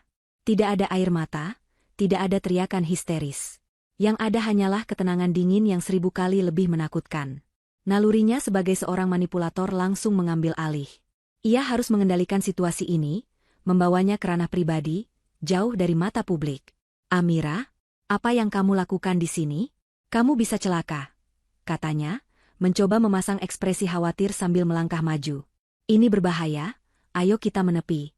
Kita bicara di rumah baik-baik, jangan membuat keributan seperti ini. Ia mengulurkan tangannya, mencoba meraih lengan Amira, mencoba menariknya kembali ke dalam peran sebagai istri yang bisa ia tenangkan. Plak! Amira menepis tangannya dengan kasar. Sentakan itu begitu keras, hingga mengejutkan Aditya. Bicara, desis Amira, suaranya rendah namun tajam, memotong hiruk-pikuk jalan tol. Setiap katanya adalah bilah es. Sudah tidak ada lagi yang perlu dibicarakan di antara kita, Aditya. Semuanya sudah sangat jelas. Pandangannya kemudian beralih dari Aditya, tertuju lurus ke jendela penumpang mobil SUV hitam itu. Di dalamnya, ia bisa melihat siluet Fiona yang membeku ketakutan, wajahnya pucat pasi seperti mayat. Amira berjalan dengan langkah mantap menuju pintu penumpang. Setiap langkahnya terasa berat dan penuh tujuan. Ia tidak berlari, ia berjalan dengan keanggunan seorang ratu yang akan menjatuhkan hukuman. Fiona, melihat kakaknya mendekat dengan tatapan membunuh, panik. Dengan tangan gemetar, ia menekan tombol kunci, mengunci dirinya di dalam sangkar mewah yang dibeli dari uang Amira. Ia pikir kaca mobil itu bisa melindunginya. Amira tiba di depan pintu. Ia tidak menggedor, tidak berteriak. Ia hanya menempelkan telapak tangannya di kaca jendela, tepat di depan wajah adiknya yang ketakutan. Keluar, Fiona, katanya, suaranya terdengar jelas meski teredam kaca. Jangan membuatku harus memecahkan kaca ini dan menyeretmu keluar seperti binatang. Aku memberimu waktu 3 detik. Ancaman itu diucapkan dengan nada yang begitu datar dan serius, hingga membuat Fiona gemetar hebat. Ia tahu kakaknya tidak main-main. Di belakang Amira, puluhan pasang mata dari mobil-mobil yang berhenti kini menonton. Beberapa orang bahkan sudah mengeluarkan ponsel mereka untuk merekam. Di seberang jalan, Sarah terus menyiarkan semuanya, memastikan setiap detik dari penghinaan ini terabadikan. 1, 2, 3. Terdengar bunyi klik pelan saat Fiona, dengan air mata yang sudah membanjiri pipinya, membuka kunci pintu. Amira tidak menunggu sedetik pun. Ia menarik gagang pintu dengan kasar, membukanya lebar-lebar. Tanpa ampun, ia mencengkeram lengan atas Fiona dan menariknya keluar dari mobil. Fiona tersungkur di aspal yang panas, gaun cantiknya yang disiapkan untuk liburan romantis kini ternoda debu jalanan. "Mbak, ampun, Mbak. Maafkan aku," isaknya, mencoba memeluk kaki Amira. Amira mundur selangkah, menatap adiknya dengan tatapan jijik. Kemudian, ia mengangkat suaranya, tidak lagi berbisik, melainkan berbicara dengan lantang agar semua orang bisa mendengar. Ia menunjuk Fiona yang terisak di bawah kakinya. "Lihat semuanya. Lihat baik-baik perempuan ini. Namanya Fiona Larasati. Dia adalah adik kandung saya," teriak Amira, suaranya bergetar karena amarah yang terkendali. "Saya membiayai hidupnya. Saya berikan dia pekerjaan. Saya anggap dia seperti anak saya sendiri. Dan ini balasannya. Dia tidur dengan suami saya, laki-laki yang berdiri di sana." Semua mata kini beralih antara Fiona yang menangis dan Aditya yang berdiri mematung tak berdaya. Kerumunan penonton semakin besar. Sarah mengarahkan kameranya, menangkap setiap ekspresi, setiap air mata, setiap detail dari drama yang sedang berlangsung. Amira kembali mencengkeram lengan Fiona, memaksanya berdiri. "Tas yang kamu pakai ini, bagus ya? Ini dari uangku. Baju sutra yang melekat di badanmu itu, dibeli pakai kartu kreditku. Kamu pikir kamu siapa? Kamu hidup dari belas kasihan kakakmu sambil menusuknya dari belakang setiap hari. Setiap kalimat Amira adalah tamparan verbal yang membuat Fiona semakin menunduk malu. Aditya mencoba maju. Amira, sudah cukup. Hentikan. Cukup katamu. Amira menoleh pada Aditya, matanya menyala-nyala. Tidak akan pernah cukup. Aditya, ini bahkan belum dimulai. Ia melepaskan Fiona dengan kasar dan berjalan cepat ke bagian belakang mobil SUV itu. Dengan sekali sentakan, ia membuka pintu bagasi. Di dalamnya, ada 2 koper mewah. Satu milik Aditya, dan satu lagi milik Fiona, penuh dengan pakaian dan perlengkapan untuk liburan mereka. Tanpa ragu, Amira menarik koper milik Fiona, membukanya, dan menumpahkan semua isinya ke aspal jalan tol. Gaun-gaun cantik, pakaian dalam mahal, sepatu hak tinggi, dan peralatan rias berhamburan di jalanan, beberapa bahkan terlindas oleh mobil yang mencoba melewati kekacauan itu dengan perlahan. Liburan romantis? Teriak Amira lagi, suaranya serak. Kalian mau bulan madu? Pakai mobilku? Pakai uangku? Tidak akan ada liburan untuk kalian, para pengkhianat. Ia kemudian melakukan hal yang sama pada koper Aditya. Kemeja-kemeja yang ia setrika dengan rapi, sepatu kulit yang ia semir, semuanya kini tergeletak kotor di atas aspal. Barang-barang itu menjadi simbol dari kehidupan mewah palsu yang telah mereka nikmati. Fiona menjerit histeris melihat barang-barang mahalnya dihancurkan. Aditya hanya bisa menatap nanar. Ia benar-benar lumpuh. Ia tidak bisa melawan Amira, karena ia tahu ia salah. Ia tidak bisa menenangkan kerumunan, karena mereka kini memandangnya dengan tatapan menghina. Ia terperangkap. Setelah mengosongkan kedua koper, Amira membanting pintu bagasi hingga tertutup. Ia kemudian berjalan kembali, melewati Fiona yang masih menangis di antara barang-barangnya yang berserakan, dan berhenti tepat di depan Aditya. Ia menatap lurus ke mata suaminya. Dan kamu, katanya, suaranya kembali menjadi bisikan yang mematikan. Pria yang berpidato tentang cinta dan kesetiaan di hadapan ratusan orang. Kamu bukan suami. Kamu adalah benalu yang menjijikkan. Hari ini, detik ini, semua sandiwara kita selesai. Ia tidak menunggu jawaban. Dengan punggung tegak dan kepala terangkat tinggi, Amira berbalik badan. Ia berjalan dengan langkah anggun kembali ke mobil sedannya, seolah ia baru saja menyelesaikan sebuah transaksi bisnis, bukan menghancurkan pernikahannya di tengah jalan tol. Ia tidak menoleh ke belakang sama sekali. Sarah, dengan tangan yang gemetar karena adrenalin, merekam adegan terakhir itu, Amira yang berjalan menjauh dengan gagah, dan 2 sosok menyedihkan yang ditinggalkannya. Ia memberikan satu sorotan terakhir pada wajah Aditya yang pucat dan Fiona yang hancur, sebelum akhirnya ia pun masuk ke dalam mobil. Di dalam kabin mobil sedan yang melaju tenang meninggalkan kekacauan di belakang, suasana terasa begitu kontras. Di luar, badai baru saja mengamuk. Di dalam, yang ada hanyalah kesunyian. Amira memegang kemudi dengan kedua tangannya, tatapannya lurus ke depan, wajahnya tanpa ekspresi. Adrenalin yang tadi memompa jantungnya kini mulai surut, meninggalkan rasa lelah yang luar biasa. Ia telah melakukannya.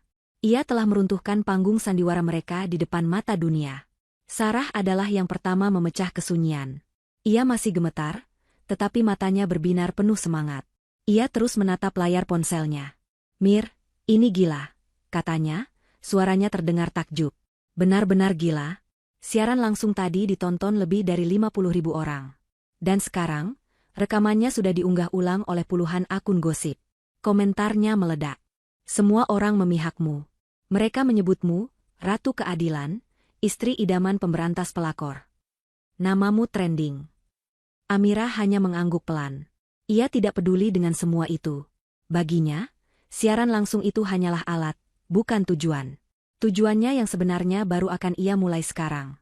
Begitu mobilnya keluar dari gerbang tol pertama, ia menepi di bahu jalan. Ini adalah saatnya untuk melancarkan serangan tahap kedua. Ia mengambil ponselnya. Jarinya bergerak dengan cepat di atas layar, mengirimkan serangkaian pesan singkat yang telah ia siapkan sebelumnya. Setiap pesan adalah sebuah rudal yang ditujukan untuk menghancurkan sisa-sisa kehidupan Aditya. Pesan pertama ia kirimkan kepada manajer bank pribadinya. Isinya hanya satu kata sandi, laksanakan. Tidak sampai 1 menit, balasan masuk, perintah diterima dan telah dilaksanakan, Bu Amira. Semua kartu kredit tambahan atas nama Bapak Aditya Pratama dan rekening bersama telah dibekukan. Akses perbankan digitalnya juga telah diblokir. Amira membaca pesan itu dan merasakan secercah kepuasan. Ia baru saja memotong urat nadi keuangan Aditya. Parasit itu kini tidak bisa lagi menghisap sumber makanannya. Pesan kedua ia kirimkan kepada kepala keamanan perusahaannya. Tim bisa datang sekarang. Balasannya juga datang dengan cepat. Siap, Bu. Tim sedang dalam perjalanan menuju kediaman Anda. Estimasi tiba dalam 30 menit. Bentengnya akan segera diamankan. Tidak akan ada lagi akses bagi penyusup. Pesan ketiga, dan yang paling penting, ia kirimkan kepada pengacaranya, Sofia. Kirimkan suratnya sekarang. Jawaban dari Sofia adalah yang paling memuaskan. Surat gugatan cerai, tuntutan ganti rugi miliaran rupiah, dan permohonan hak asuh anak penuh telah dikirimkan secara digital ke email kantor dan email pribadi Bapak Aditya. Salinan fisiknya akan diantarkan oleh kurir ke alamat kantornya besok pagi. Selamat, Bu Amira. Perang telah dimulai. Setelah semua pesan terkirim, Amira kembali menyalakan mesin mobilnya. Ia merasa seperti seorang jenderal yang telah memerintahkan semua pasukannya untuk menyerang secara serentak dari darat, laut, dan udara. Ketika ia tiba di rumah, 2 mobil dari tim keamanan sudah menunggunya. Tanpa banyak bicara, mereka langsung bekerja. Tukang kunci profesional mulai membongkar semua kunci di gerbang dan pintu utama. Teknisi IT mulai mengganti panel sistem keamanan dan kata sandinya. Amira masuk ke dalam rumahnya yang kini terasa asing. Ini adalah awal dari proses pembersihan. Ia naik ke lantai 2, menuju kamar tidur utama mereka. Ruangan yang dulu menjadi saksi bisu cinta mereka, kini terasa terkontaminasi. Tanpa ragu, ia membuka lemari pakaian raksasa. Ia menarik keluar semua setelan jas mahal milik Aditya, kemeja-kemeja bermerek, dasi-dasi sutra. Ia melemparkannya begitu saja ke lantai. Ia membuka laci, mengambil semua koleksi jam tangan mewah Aditya, sabuk kulit, dan aksesoris lainnya. Ia bahkan menurunkan foto pernikahan besar mereka dari dinding. Semua barang yang berbau Aditya, ia kumpulkan di tengah ruangan. Kemudian, ia mengambil kantong-kantong sampah hitam berukuran besar, dan mulai memasukkan semua barang itu satu persatu. Ia melakukannya dengan efisien, tanpa emosi, seolah sedang membersihkan sampah. Asisten rumah tangganya yang sudah bekerja bertahun-tahun dengannya hanya bisa menatap dari ambang pintu dengan wajah ngeri dan bingung. Namun, melihat tatapan dingin di mata majikannya, ia tidak berani bertanya apapun. Ia hanya bisa membantu Amira menyeret kantong-kantong sampah yang berat itu keluar rumah, menumpuknya di trotoar di depan gerbang yang kini sudah memiliki kunci baru. Tumpukan sampah itu adalah simbol dari kehidupan Aditya yang telah dibuang. Sementara itu, di jalan tol, badai baru saja menerpa Aditya dan Fiona. Setelah Amira pergi, mereka menjadi tontonan yang lebih intens. Beberapa pengendara bahkan sengaja melambat untuk memotret mereka. Ponsel mereka berdua tidak berhenti bergetar, dibanjiri notifikasi dari media sosial, pesan dari teman-teman, dan panggilan tak terjawab dari keluarga. Video penghinaan mereka sudah tersebar luas.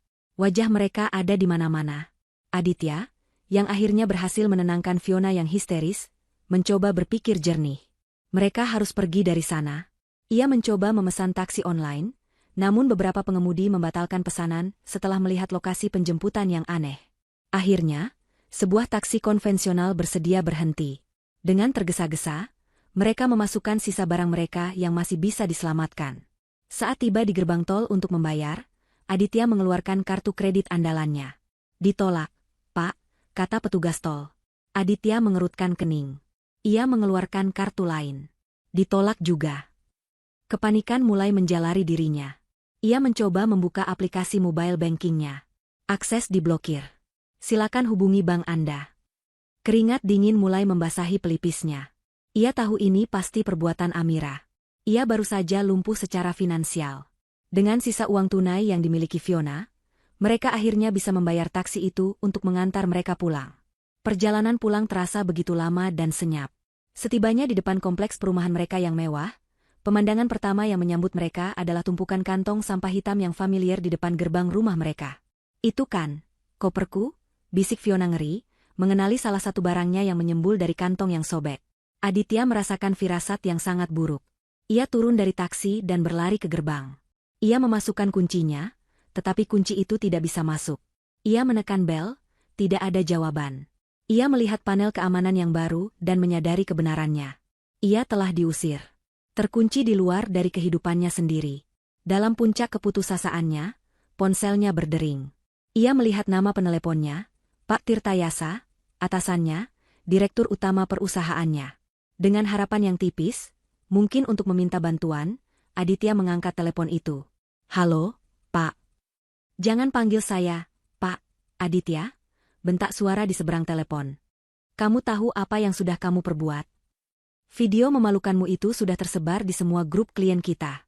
Kamu sudah mencoreng nama baik perusahaan." "Pak, saya bisa jelaskan. Ini masalah pribadi." "Saya tidak butuh penjelasanmu," potong Pak Tirtayasa.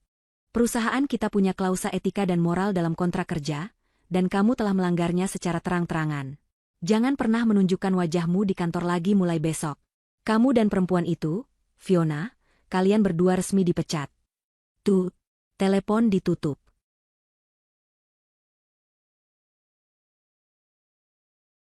Aditya berdiri mematung di pinggir jalan, ponsel masih menempel di telinganya. Dalam beberapa jam, ia telah kehilangan segalanya. Istrinya, rumahnya, reputasinya, pekerjaannya, uangnya, semuanya lenyap. Ia menatap Fiona yang kini menangis tanpa suara di dalam taksi, wajahnya sembab dan kotor. Untuk pertama kalinya, ia tidak melihat Fiona sebagai kekasih yang mempesona, melainkan sebagai sumber dari semua bencana ini. Ia menatap tumpukan kantong sampah yang berisi sisa-sisa hidupnya yang mewah. Badai konsekuensi baru saja tiba, dan ia berdiri tepat di pusatnya, tanpa tempat untuk berlindung. Kejatuhan Aditya dan Fiona tidak terjadi secara perlahan. Itu adalah sebuah longsoran dahsyat yang menelan mereka hidup-hidup. Setelah diusir dari surga dunia mereka, kenyataan yang dingin dan keras menghantam mereka tanpa ampun. Tanpa uang, tanpa pekerjaan, dan tanpa tempat tinggal, mereka terpaksa mencari perlindungan. Aditya, dengan sisa-sisa harga dirinya, mencoba menghubungi beberapa teman yang dulu sering ia traktir di bar-bar mewah. Namun, teleponnya tidak diangkat. Pesannya hanya dibaca tanpa dibalas. Video viral itu telah menyebar seperti wabah, dan tidak ada seorang pun yang mau namanya dikaitkan dengan pria paling memalukan se-Indonesia saat itu. Satu-satunya pilihan mereka adalah keluarga Fiona, atau lebih tepatnya, bibi mereka dari pihak ibu yang tinggal di sebuah gang sempit di pinggiran kota. Rumah bibi itu adalah kebalikan total dari semua yang pernah mereka nikmati. Sebuah rumah peta kecil dengan dinding yang catnya sudah mengelupas, berdesakan dengan rumah-rumah lain, dan aroma got yang menguar di udara. Bibi mereka, seorang wanita parubaya yang keras, menerima mereka bukan karena kasihan, melainkan karena tekanan dari keluarga besar yang tidak mau menanggung malu lebih jauh lagi. Namun, penerimaan itu datang dengan harga. Setiap hari, Aditya dan Fiona harus menelan cemoohan dan sindiran pedas dari sang bibi. "Enak ya jadi benalu, hidup dari uang kakak sendiri," sindir sang bibi saat sarapan, yang hanya terdiri dari nasi dan sepotong tempe. "Sekarang rasakan akibatnya. Jangan pikir bisa enak-enakan di sini. Kalau mau makan, ya harus kerja." Bagi Aditya, yang terbiasa dilayani dan dihormati, kehidupan baru ini adalah neraka. Ia harus tidur di sebuah ruangan sempit bekas gudang, beralaskan kasur kapuk yang tipis dan apek. Ia harus ikut membersihkan kamar mandi umum yang kotor. Kemewahan yang dulu ia anggap sebagai haknya kini terasa seperti mimpi yang sangat jauh. Ia mencoba mencari pekerjaan, mengirimkan puluhan lamaran setiap hari. Tapi namanya sudah terlalu tercemar. Setiap kali pewawancara melihat namanya, mereka akan menatapnya dengan aneh, lalu dengan sopan menolaknya. Video itu telah menjadi cap permanen yang menghancurkan karirnya. Fiona, di sisi lain, mengalami kejatuhan yang berbeda namun sama menyakitkannya. Dunia gemerlap yang baru saja ia cicipi kini direnggut paksa. Ia tidak bisa lagi pergi ke salon, membeli tas baru, atau makan di restoran mahal. Media sosial, yang dulu menjadi panggung pamerannya, kini menjadi sumber teror. Setiap kali ia membuka ponselnya, ia dibanjiri hujatan dan makian dari orang-orang yang tidak ia kenal. Ia terpaksa menonaktifkan semua akunnya, memutus satu-satunya koneksi ke dunia yang ia dambakan. Ia juga mencoba mencari pekerjaan, tapi nasibnya sama seperti Aditya. Hubungan, cinta, mereka yang dulu terasa begitu membara di villa mewah dan restoran mahal, kini mulai padam di tengah kesempitan dan kemiskinan. Tanpa kemewahan sebagai perekatnya, hubungan itu mulai menunjukkan wujud aslinya. Sebuah aliansi yang dibangun di atas keserakahan dan kebohongan. Mereka mulai saling menyalahkan. "Ini semua gara-gara kamu," teriak Fiona pada suatu malam, setelah seharian penuh mendengarkan omelan bibinya. "Kalau saja kamu lebih pintar, kalau saja kamu bisa mengendalikan Mbak Amira, kita tidak akan seperti ini." Aditya, yang egonya sudah terluka parah, membalas dengan sama sengitnya. "Gara-gara aku? Kamu yang tidak sabaran. Kamu yang terus merengek minta ini itu. Kalau saja kamu tidak pamer di media sosial, Amira tidak akan pernah curiga. Kamu yang menghancurkan semuanya. Pertengkaran mereka menjadi rutinitas harian. Tidak ada lagi panggilan, sayang, atau bisikan mesra. Yang ada hanyalah tuduhan dan penyesalan. Mereka melihat satu sama lain bukan lagi sebagai kekasih, melainkan sebagai cerminan dari kegagalan mereka sendiri. Wajah cantik Fiona yang dulu dipuja Aditya kini tampak kusam dan penuh kekesalan. Sosok Aditya yang dulu dikagumi Fiona kini, tampak seperti pria pecundang yang tidak berdaya. Puncaknya terjadi sekitar sebulan setelah mereka diusir. Aditya berhasil mendapatkan pekerjaan serabutan sebagai kuli angkut di pasar dengan upah harian yang sangat kecil. Sore itu, ia pulang dengan tubuh penuh peluh dan bau keringat, membawa beberapa lembar uang lecek di sakunya. Ia melihat Fiona sedang duduk di depan rumah, memoles kukunya dengan sisa cat kuku murahan. Pemandangan itu menyulut amarah Aditya. Enak sekali kamu duduk-duduk di sini sementara aku banting tulang seharian, bentak Aditya. Fiona menatapnya dengan tatapan meremehkan. Kerja seperti itu kamu sebut banting tulang? Uangnya bahkan tidak cukup untuk membeli sebungkus rokok mahalku dulu. Setidaknya aku bekerja. Tidak seperti kamu yang hanya bisa mengeluh. Aku tidak pernah minta hidup seperti ini, jerit Fiona, akhirnya meledak. Aku tidak pernah minta tinggal di kandang tikus ini dan makan nasi aking setiap hari. Kamu yang menjanjikanku istana. Kamu yang menjanjikanku kehidupan seperti ratu. Aku bisa memberikan semua itu kalau kita punya uang Amira. Balas Aditya, suaranya meninggi. Tapi sekarang kita tidak punya apa-apa. Hening sejenak. Fiona menatap Aditya dengan tatapan yang benar-benar berbeda, tatapan yang dingin dan penuh perhitungan. Kemudian, ia tertawa. Tawa yang kering dan penuh kepahitan. Kamu tahu, Adit, katanya, suaranya tiba-tiba menjadi tenang yang mengerikan. Kesalahan terbesarku adalah mempercayai bahwa kamu benar-benar mencintaiku. Dan kesalahan terbesarmu adalah berpikir bahwa aku benar-benar mencintaimu. Aditya tertegun. Apa maksudmu? Fiona berdiri, menatap lurus ke mata Aditya. Kebenaran yang selama ini tersembunyi di balik topeng manisnya akhirnya keluar. Aku tidak pernah mencintaimu, Aditya. Aku mencintai apa yang bisa kamu berikan padaku. Aku mencintai mobil kakakku, rumah kakakku, dan uang kakakku yang mengalir deras dari sakumu. Aku menginginkan kehidupannya, dan kamu hanyalah jalan pintas termudah untuk mendapatkannya. Aku pikir kamu cukup pintar untuk mengambil alih semuanya dari dia. Ternyata, kamu sama bodohnya dengan dia. Kamu hanya boneka yang bagus untuk dipajang. Setiap kata yang diucapkan Fiona adalah belati yang menusuk langsung ke jantung ego Aditya. Semua yang ia korbankan, semua risiko yang ia ambil, ternyata hanya untuk seorang wanita yang menganggapnya sebagai alat. Ia telah kehilangan segalanya demi sebuah ilusi. Rasa sakit karena pengkhianatan Amira terasa begitu jauh dibandingkan dengan penghinaan yang baru saja ia terima dari Fiona. Kalau tahu akan jadi miskin begini, aku tidak akan pernah mau denganmu, teriak Fiona sebagai kalimat penutupnya. Aku hanya mencintai uang kakakku, bukan kamu. Setelah pertengkaran hebat itu, hubungan mereka benar-benar hancur. Mereka masih tinggal di bawah atap yang sama, tapi mereka sudah menjadi orang asing yang saling membenci. Karma telah datang menagih utangnya. Aditya dan Fiona tidak hanya kehilangan harta dan reputasi, tapi mereka juga dipaksa untuk melihat kebenaran yang paling buruk dari diri mereka sendiri. Mereka terkurung bersama dalam penjara kemiskinan dan rasa malu, dihantui oleh bayang-bayang kehidupan mewah yang pernah mereka renggut dan oleh kesadaran pahit bahwa cinta mereka tidak pernah nyata. 1 tahun berlalu. Waktu, yang bagi sebagian orang menyembuhkan luka, bagi sebagian lainnya justru menggoreskan luka itu semakin dalam. Bagi Amira, 1 tahun adalah waktu yang cukup untuk membangun kembali kerajaannya di atas fondasi yang jauh lebih kuat. Bagi Aditya dan Fiona, 1 tahun adalah siklus penderitaan yang tak berujung. Amira telah bangkit. Proses perceraiannya selesai dalam waktu singkat, dengan kemenangan mutlak di pihaknya. Sofia, sang pengacara, berhasil membuktikan semua tuduhan perzinahan dan penggelapan dana. Pengadilan mengabulkan semua tuntutan Amira. Hak asuh anak jatuh sepenuhnya ke tangannya, dan Aditya dihukum untuk membayar ganti rugi dalam jumlah fantastis yang Amira tahu tidak akan pernah bisa Aditya bayar seumur hidupnya. Itu bukan tentang uang, itu tentang prinsip. Ia menjual rumah lama mereka, menghapus semua kenangan pahit yang melekat di dindingnya. Ia juga menjual mobil SUV hitam itu, menggantinya dengan mobil keluarga yang lebih nyaman. Rumah baru yang tadinya ia siapkan bersama Aditya, ia renovasi total sesuai dengan seleranya sendiri, mengubahnya menjadi istana yang sesungguhnya bagi ia dan anak-anaknya.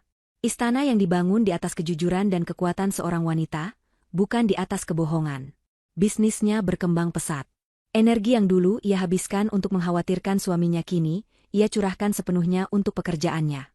Ia menjadi lebih tegas, lebih visioner, dan lebih dihormati di dunia bisnis. Namun, kesuksesan itu tidak membuatnya menjadi wanita yang dingin. Justru sebaliknya. Ia menjadi ibu yang lebih hadir untuk anak-anaknya.